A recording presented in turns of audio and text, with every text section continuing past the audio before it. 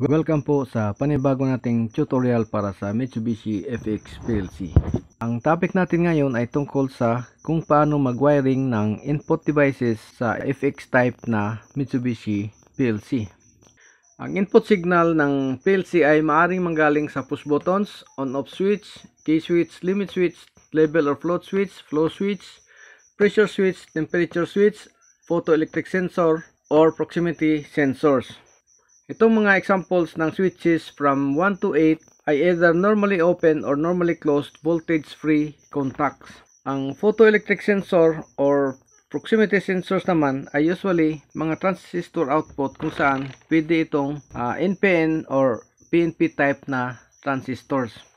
Sa mga FX series Mitsubishi PLC, ang input terminals X ng main unit ay common sa sink or source input sa 24 volts DC internal power. Maliban sa mga naunang model katulad ng FX1S, FX1N at FX2N na Japanese ang specification. So ano itong sink at source na input? So ang sink at source na input, ito ay nagre-refer sa direksyon ng current flow na pumapasok at lumalabas sa input terminals ng PLC. Sink input is negative common. So sink input means a DC input signal with current flow from the input X terminal. So ibig sabihin nito, ang direksyon ng current flow ay galing sa ating input. So ito ang ating input X0. So hanggang sa kung ilan ang ating input. So from input papunta sa ating negative power supply. So ito yung ating 0 volts. So when a sensor with a transistor output is connected, so ito yung ating mga proximity sensor or photoelectric sensor, NPN open collector transistor output can be used. So ibig sabihin nito, kapag nakaset tayo sa sink input, kapag kinonfigure natin ang ating PLC as sink input, dapat ang gagamitin natin na mga proximity sensors ay NPN type na output. Ang source input naman ay positive common. So ang ating positive 24 volts na power supply, ito ang ating common sa ating input. So hindi kagaya sa sink input naman na ang ating negative power supply, yun ang common sa ating mga inputs. So source input means a DC input signal with current flow into the input X terminal. So take note, sa sink input, current flow from the input terminal. So kabaligtaran. So ibig sabihin nito, ang direksyon ng flow ng current galing sa positive supply papasok sa ating input terminals. Okay? So sa sink input naman, galing naman sa ating input terminals ang flow ng current papunta sa ating negative na common. Okay, so ngayon ay mag-wiring tayo ng actual sa ating PLC. So ito ang ating magiging actual na wiring para sa sink type input configuration ng ating PLC. So ito yung ating input terminals. So meron tayo ditong line at neutral kapag AC ang ating power supply. So kapag AC, 100 to 240 volts AC. So kapag DC naman ang ating power supply, ito ay positive saka negative. At ang ating isusupply ay 24 volts DC.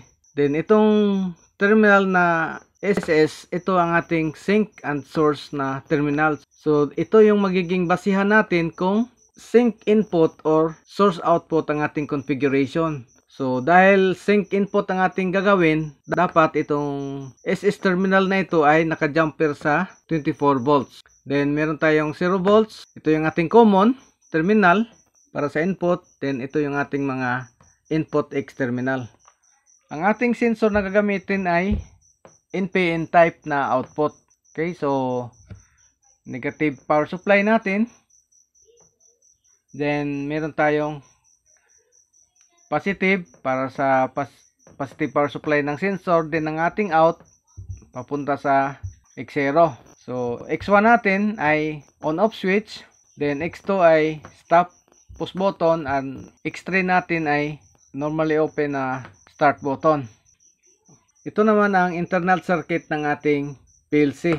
So kapag ang ating ang ating power supply ay AC, meron itong built-in na 24 volts na power supply. So meron itong rectifier sa loob. So from AC, i-convert niya into 24 volts DC. Then ito naman ang ating input na circuit. So from input terminal natin. So ito ay nakakonect dito sa ating sink or source na terminal. Umpisa nating So ito ang PLC na ating gagamitin. Ang model nito ay FX3U 32MT. So ito ang kanyang input terminals at ito naman ang output terminals. At ang ating device na gagamitin naman para sa input natin ay ito. So meron tayong photoelectric sensor na NPN type at meron tayong on-off switch. Itong on-off switch natin, ang ating stop button na normally close at ang ating normally open na start pause button.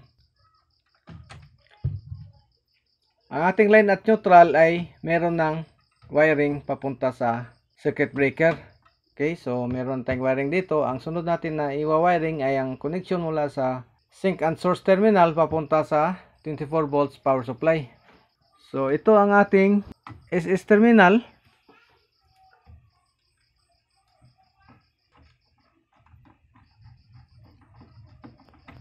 Papunta dito sa 24 volt power supply.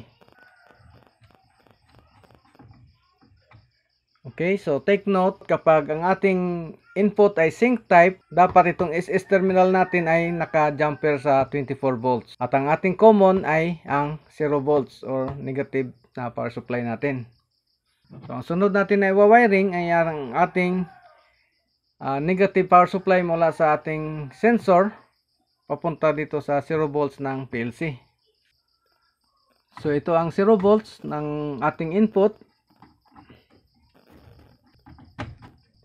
Papunta tayo sa negative terminal ng ating proximity sensor. So ito yung kanyang negative terminal. Okay, so ang susunod ay i-wiring natin yung ating mga common connection papunta sa ating mga switches. Okay, so galing dito sa terminal na ito, i-jumper natin dito sa ating on-off switch.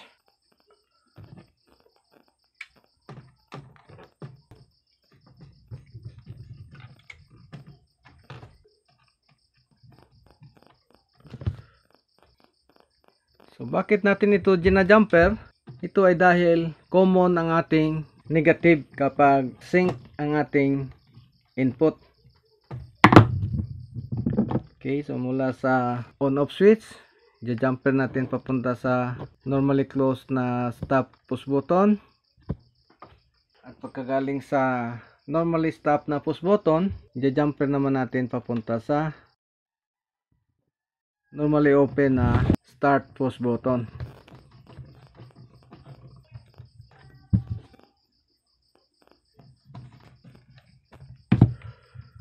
Okay, tapos na natin i-wiring ito. Ang susunod natin na i-wiring ay ang power supply naman papunta sa ating sensor. So mula dito sa ating positive na power supply ng sensor, pupunta tayo dito sa 24 volts.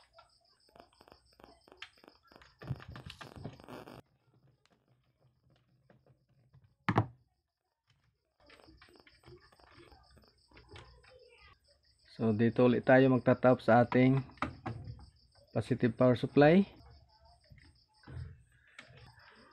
Kaya sunod natin na i-wiring ang ating output mula sa sensor papunta sa X0. Okay, so ito ang ating output.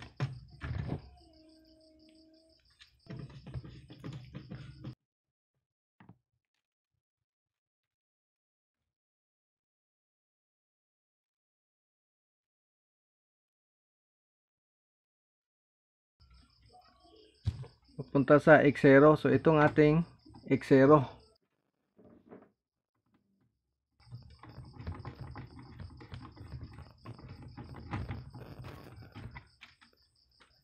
Then mula sa ating on-off switch papunta sa X1. So ito ang ating on-off switch.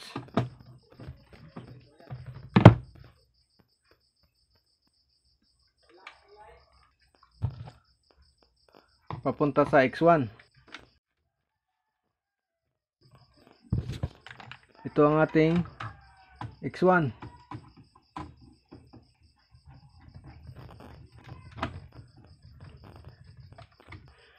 Then mula sa stop push button, normally close push button, papunta sa X2. So itong ating stop push button.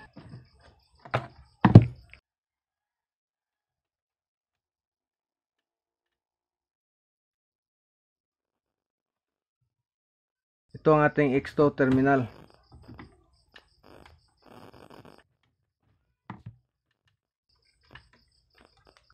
Then mula sa normally open start push button, papunta sa X3. So ito yung ating normally open push button.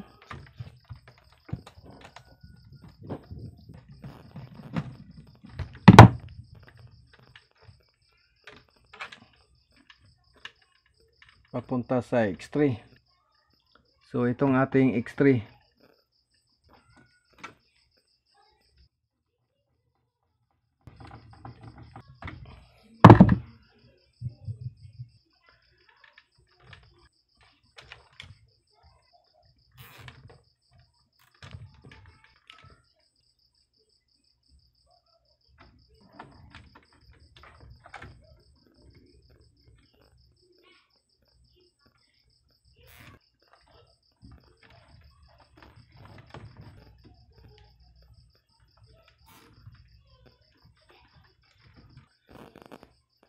So, testing natin ngayon. Switch on natin ang ating circuit breaker. Okay, so ang ating X0 ay proximity sensor. Itong photoelectric sensor. Okay, so papansin niyo pag meron tayong object na na-detect sa ating sensor, iilaw yung indicator natin dito sa X0. So, ibig sabihin, meron tayong signal na pumasok sa PLC natin. Okay? Switch on natin ang ating on-off switch. Okay, so umilaw ang ating X1. Off natin. On uli. Okay. Then, ang ating X2, dahil ito ay normally close, subukan natin i-press ang push button. Okay, so makita natin na nag-off ang ilaw. Ibig sabihin, ito ay nag-open ang ating input dito. Okay, so release natin. Press uli. Yan.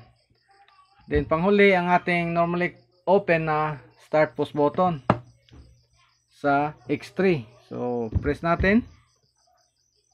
Okay, so yan, umilaw. Release. Okay. Ang susunod na gagawin natin ay pag-wiring naman ng source type na input. So ito ngayon ang ating wiring para sa source type na input. So dito ngayon sa source type na input, ang ating SS terminal ay nakakonect sa 0 volts. So ito yung isa sa kaibahan niya doon sa sync type na input. Then meron tayong input sa ating X0 terminal. Ang ating gagamitin na sensor ay PNP type. Okay, so kapag source type input, dapat PNP ang ating gagamitin na sensor dito sa Mitsubishi FX na PLC. So ito pa rin ang ating mga input sa X1, on-off switch, sa X2 ay stop button, normally close, at sa X3 ay normally open na start button. So take note, ang ating common ngayon ay nasa 24 volts. So kabaligtaran ito sa sync input kung saan ang common ay negative at ang SS terminal ay naka-connect sa 24 volts. Okay, so i-wiring natin. So ito pa rin ang ating wiring papunta sa ating terminal maliban sa ating common na wiring at sa ating connection sa SS na terminal. So ang negative power supply para sa ating sensor ay ito pa rin. So ito yung ating wiring para sa negative sensor. Then ang ating positive supply 24 volts papunta sa sensor. So ito pa rin. Then sa ating output, itong X0, ito yung ating output. At ang ating X1 papunta sa ating on-off switch. Then X2 papunta sa dito sa stop push button at X3 papunta sa start push button. So ang iwa-wiring natin ngayon, itong ating common na mga jumper papunta sa mga switches at saka sa sensor natin, PNP sensor at itong SS terminal. Okay, so SS terminal papunta sa 0 volts. Okay, so ito yung ating SS terminal. Papunta dito sa 0 volts terminal or negative power supply. Okay. Then itong ating common na jumper papunta sa ating 24 volts na power supply. So ito yung ating 24 volts na power supply. Ja-jumper lang natin papunta dito sa ating mga switches. Okay.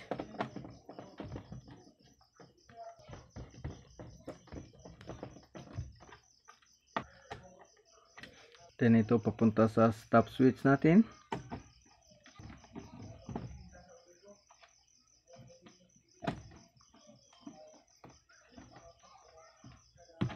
At papunta sa start push button. So ang ating common ngayon ay positive.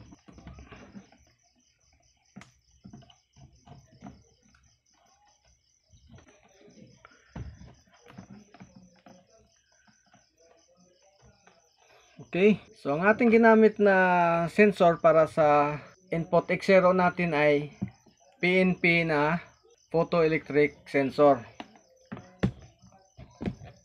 Okay, so switch on natin ang ating circuit breaker.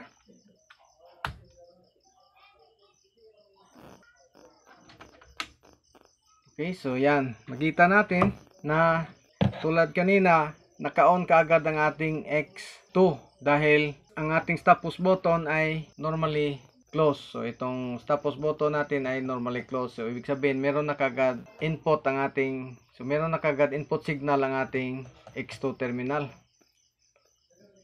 Okay, so subukan natin ang ating sensor.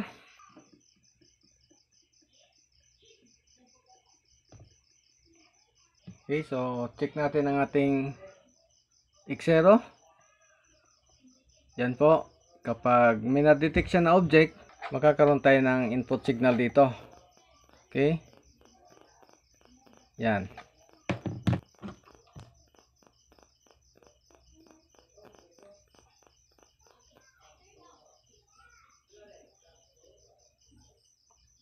Then ang ating X1, on-off switch.